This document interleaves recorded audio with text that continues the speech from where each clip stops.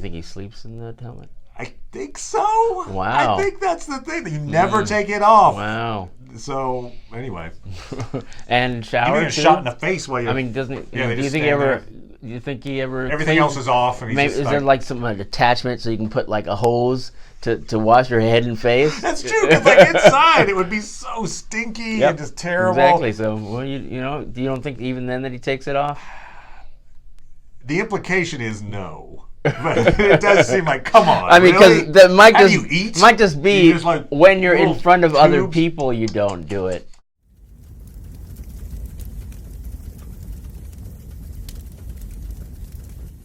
Hey, Internet. It's Paul. It's Matt, the Dork Lords. We're here talking about The Mandalorian, the new show on Disney Plus. Chapter 1, I believe it is called. I think you're correct. Inventively so. Yes, exactly. So Mandalorian's got 8 episodes. This show is taking place, I think it's 5 years after the events of Return of the Jedi. Mm-hmm. So it's between Return of the Jedi and Force Awakens. We meet the named character, the Mandalorian. Yes, we do. The Mandalorian. There are no others. Yes, there's right.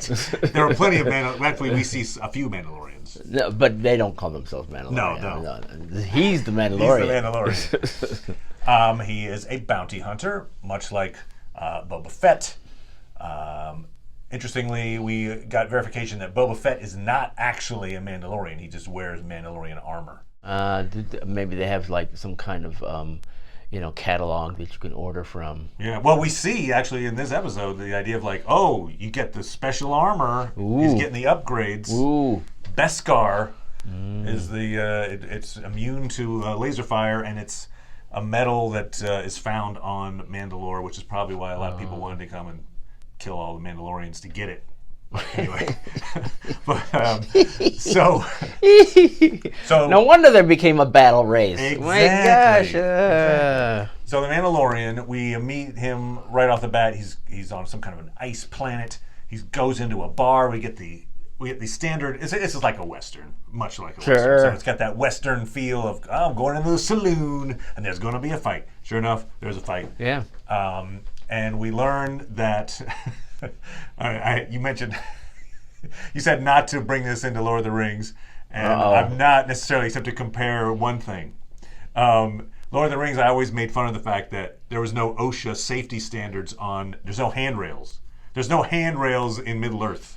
When you're like walking up these really tall bridges and stuff, there was never any handrails. Here, it's not handrails, it's the doors kill you if you stand in the door.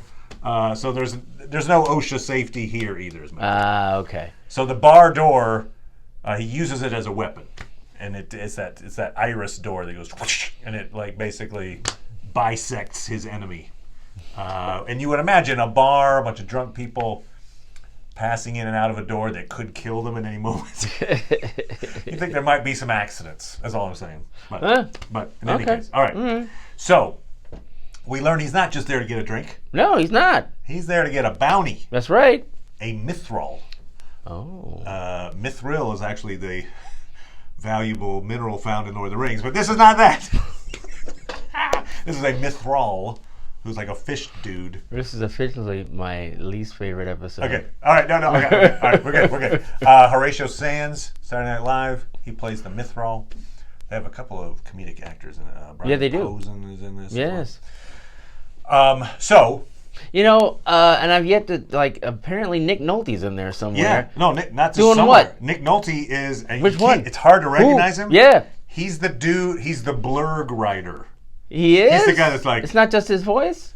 I think it's him. Wow. I mean, you're right. Maybe it's his voice, but he's the guy credited as that role. It's like, wow, poor Nick. He looks very short. They must have done some kind just of stick him in that makeup chair for how many hours or something. But yeah, that's the guy though. That's Nick Wow. Nolte. Yeah, exactly. I was hoping he was going to come back. Taika Waititi is. Yes, he's the battle droid. IG. Or not battle 11. droid. He's the what do they call it? They called it a bounty droid. Which is we'll talk about that. But that's a reference to the '88 model, which was in the original series. Anyway, okay, so boom, gets the bounty.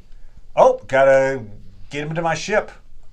But we learn an important thing about Mandalorian in this moment. A really nice land speeder comes along. It's got droids. Yeah. No droids. Wow. He'd rather take the clunky thing. That's interesting. That's steered by a human instead of doing the droid thing. He takes that. That's Brian Posen. Takes him to his ship, and he's like, "Hey, you might want to stay off the ice." Doesn't take his own advice. No, he doesn't. Dies. Well, I mean, he couldn't. He could have. He in the middle of the ice. He's saying, "Hey, you might want to stay off the see ice." if this thing goes up. Yeah. So he gets taken out by this walrus shark. I don't know. Yes. Some kind of a aquatic walrusy thing. It attacks the ship. Yes. We see, this is actually Easter egg to, there's a couple Easter eggs to one of the worst, it's not just one of the worst, it's easily the worst Star Wars product of all time, but it's, I would argue, maybe one of the worst televised events of all time is the Star Wars Christmas special. Yes. That's not what they're talking about. It's just terrible. It's the, what is it, the Circle of Life? No, the Life. It's Life Day. Life Day. So the Mithril there you drops go. Life Day. Yes, he does. But also that device, the shocking, the stun gun thing. Yes. That is from the cartoon that was playing at the Christmas special. We see Boba Fett use that. He also rides a critter, and then he's got this forked, gun thing. So it's a callback to the Christmas special. Easter eggs. Life Day. Life eggs. Life eggs. I mean, it's just do yourself a favor and don't watch it. You can watch The Mandalorian. It's great. The Christmas special. I thought I could sit through it as a laugh. Nope. No, you not can't even do that. It's not even that bad that it's good. It's so terrible. It's just bad. And what makes it worse is it's so boring. Oh, it's boringly terrible.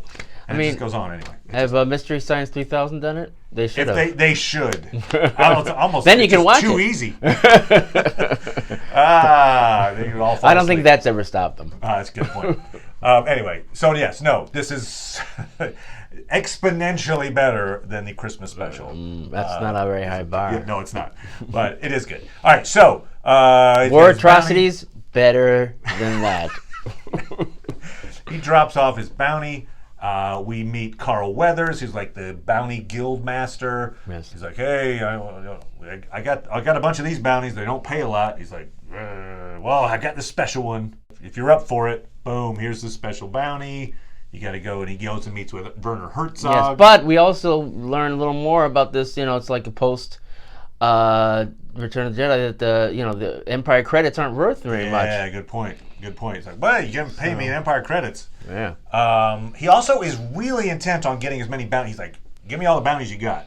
Like, he's really needs the cash for something. Well, we see that he spends his cash on armor. Exactly. I think that armor is maybe leading to something else. Like, once I have my full set of armor, maybe there's some kind of a ceremonial thing or something that in Mandalorian culture, perhaps. But yeah, you're right. I do think it's almost like we'll see. But I think like a video game? a ceremony is boring. I agree. Maybe it's like, now I can vie for the right of the title. Yes, or maybe Mandalore. I can get out of this culture if I have enough armor to fight my way out. Fight my way out. No, but I do feel like it's going to be like a video game where it's like, as he levels up, you're going to see this more armor, like, ding, ding, ding, ding. Ah, you have level 5 armor. Right. Plus 1 charisma. Right. So in this case, the bounty that he picks up, which takes place for the kind of the rest of the episode, he gets a payment in advance, which is this Beskar, this metal. It makes a pauldron for him. Partial payment. Partial payment, exactly. Yeah. No, you're paid. Yeah. Woohoo! Yeah, this is really nice. Yeah. So it's immune to like blaster fire and everything, and so he's got one little piece of it, and of course I think his helmet's made of it. Yeah, too. that's definitely the same. So then maybe eventually he'll get like a chest piece, and then whatever, leggings. Yes, exactly. He proceeds to travel in the direction of this bounty. We know that they have little trackers now for the bounties. Like, right. Right, and there's a bit of a discrepancy between the person that wanted to who arranged to have him come for this bounty, and apparently a Doctor? scientist. You know, and I was like, where have I seen that guy? It's American Gods. Oh, he was yes. the taxi driver in American Gods. Yes, you're right. Like, but apparently, though, the outfit or the uniform that he's wearing is the same as scientists that were in Rogue One. Interesting. Okay. That's what I've heard. Hopefully, I'm right. So, yeah, what's interesting is Werner Herzog doesn't care if this bounty is alive or dead. This guy's like, no. We want it alive. Yes. Right? Yeah. Right. Which, yes, we'll probably come back to, I would think. And they're like, oh, the bounty target is 50 years old. We don't know a lot of stats about it, but it's 50, and here's where you can find it, generally. Boop, boop, boop, boop, boop, boop. Yes. Also, I did love the fact that Werner Herzog's, I think he's called the Client. He is surrounded by these stormtroopers that are like all in this pockmarked armor. This is post the fall of the Empire, so I got the feeling they're just paid off bodyguards now. They're just like, well, okay, well, I got the mercenaries suit. For hire or whatever. We're going to keep the helmets on. Right. Yes. But much like, I suppose, the Mandalorians, we do hear the expression like, oh, is it true you never take your helmet off? Yes. So I'm going to make the prediction. There were many movies until we saw anybody take their helmet off of the stormtroopers. It's very true. I'm going to say that at some point in these 8 episodes, we will see somebody die. Pedro, no, I don't think so. Too late. We've already lost that bet. I think we'll see Pedro Pascal's face. I think perhaps he will have his helmet removed from him, maybe if he's held prisoner or something like that. But I do feel like there'll be a reveal, a face. Oh, look, it's my face. Do you think he sleeps in that helmet? I think so. Wow. I think that's the thing, that you never take it off. Wow. So, anyway. And shower, too? Shot in the face while you're... I mean, doesn't he... Yeah, do you think he ever... Everything else is off. And maybe, is there like some attachment so you can put like a hose to wash your head and face? That's true, because like inside it would be so stinky and just terrible. Exactly. So, well, you don't think even then that he takes it off? The implication is no. But it does seem like, come on. I mean, because really? that might How do you eat? might just be just like when you're in front of other tubes? people, you don't do it. We'll find out. It's like, is there somebody around? Yes, right. That's the thing. Like, make sure all the windows are closed. Okay, is anybody? All right. I'll say this even. Like, I once did I did a comedy sketch where I had a pretty legit Darth Vader mask on. Yes. Talking in that thing. Yes. It's like it just busts your ears out because it's just this, like, it reverberates right back at you. So I can imagine having this giant, like, oh God, never mind. I give up. I'm not a Mandalorian. So he's going to have his helmet on, I would say 90+% of this time that we see. We'll see. One of the things I thought was kind of fun was when he picks up the mithril, he says, like, I can bring you in warm or I can bring you in cold. Right. Now, the implication of that was I can just kill you dead or alive. But he does actually bring him in cold. Yes, that's true. He's alive and cold because he does the carbonite freezing. That's right, he does. He's got a whole deck of carbonite bounties. Yes. That process apparently was perfected. Empire Strikes Back, they were like, let's test it on Han Solo. Years since, they're like, oh, this is great. I've heard some speculation that perhaps one thing that was mentioned on that thing is like, we're not certified to do live stuff, just stuff that isn't human or whatever. So it already was in practice, but those particular individuals couldn't do it. Like, oh, we don't do that kind of stuff. That where you would, Okay. So it's possible, if what I've heard is correct, that it's just not that place where it's done. By the way, speaking of bounty hunters and Han Solo, on the the Cloud City. I got to bring up the thing that you introduced me to, which is hilarious. What's that? Oh, yes. McClunky. Yeah, hopefully. This is not the Mandalorian. Hopefully we get McClunky though in this series because that'd be great. This is New Hope. It's been the Greedo scene has been redone. You probably know this already, but in case you don't, Greedo still shoots first, but now before shooting, he says it's in his alien tongue, I suppose, but he says McClunky.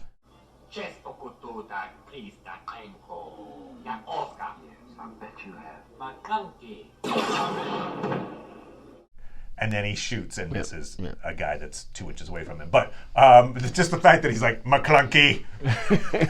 I'm like, who is McClunky? We need McClunky on the show. If there's ever a character named McClunky, I'm going to be like, yes, it's McClunky. So anyway, Greedo, McClunky. It's my new favorite Star Wars phrase. Wow. McClunky. McClunky. Okay, so all right. So our friend Mandalorian goes and he gets his new armor. We do see while he's getting his armor made, the armorer actually is wearing a helmet that looks a lot like a Greek warrior helmet. There's a thing there where the armorer says, "Oh, have you gotten your signet yet?" And he's like, "Not yet." She's like, "Soon." And we know he's a foundling, and we get this feeling. He has little flashbacks too. Right. Werner Herzog mentioned something about the purge or something. So it sounds like. I also went back and watched the footage of his flashbacks. Yes. And the things that are shooting at what I assume are his parents. Sure.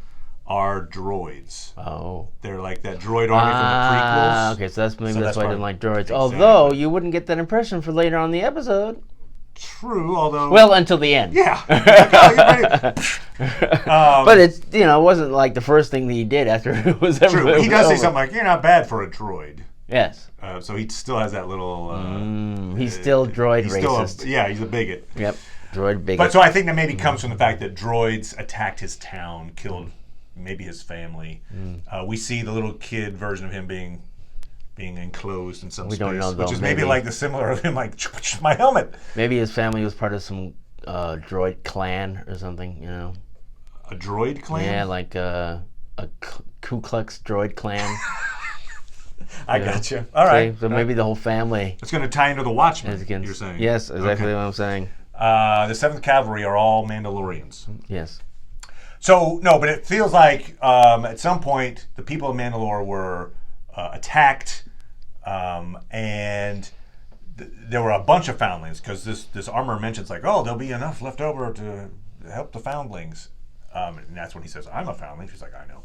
So I think the idea is his parents were killed, and he was a refugee. So he's a refugee, and he doesn't know when they say like, "Is your signet?" I'm guessing maybe that there's different houses of Mandalore, and he doesn't know what house he's in because he doesn't know who his parents actually were. That's interesting. So perhaps that's a thing. Anyway, that's my guess.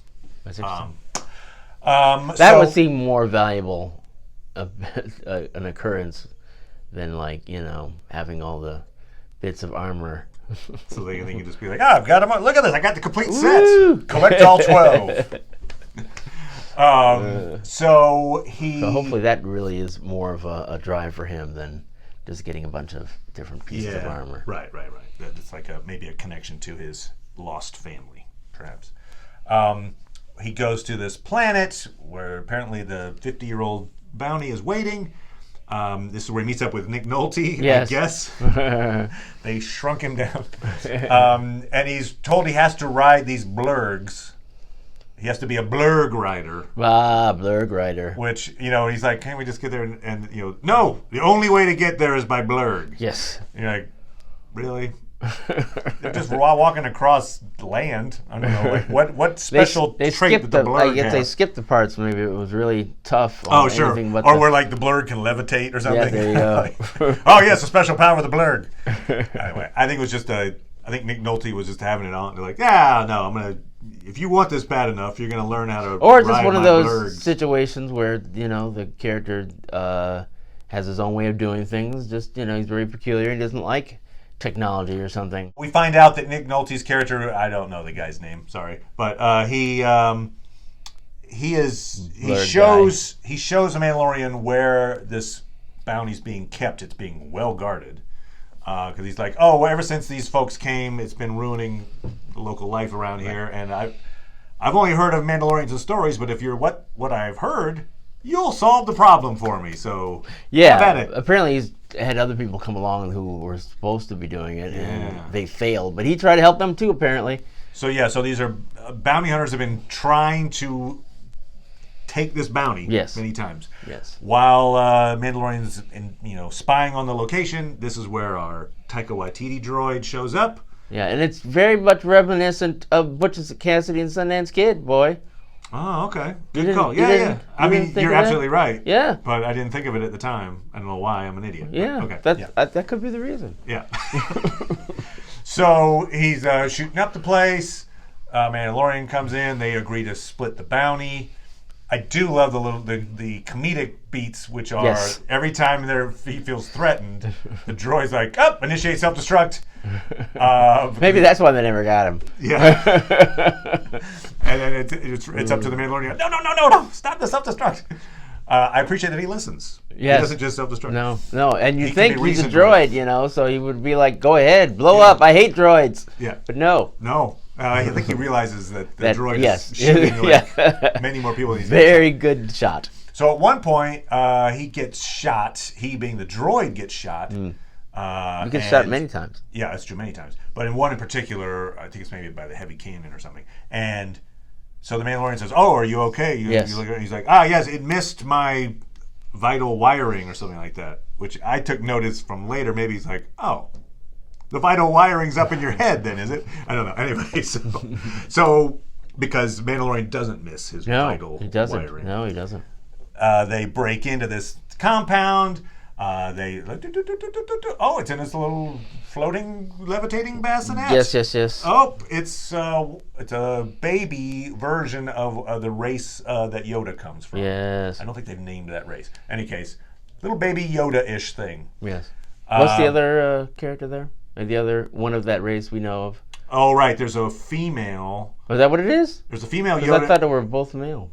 I think it's a female, and she was on the Jedi Council. Right, but you don't remember that name. I don't remember the name. Because I feel like it's a very Yoda-like name, like Yanni or Yeddle. Yanni was a member of that group. It's amazing. They've got a lot of musical family. So, little baby, we learn that the droid's bounty was like, kill it. Yep. Which is interesting. Yeah, it makes me wonder if it wasn't like, I'm going to get the Mandalorian and tell him that he can bring him back dead or alive, but then I'm going to hire some droid and just tell him to kill him. That was your Werner Herzog? That was, yes. Okay. Very unpracticed. That's good. But, so either that or someone else is interested, and so that might be more likely.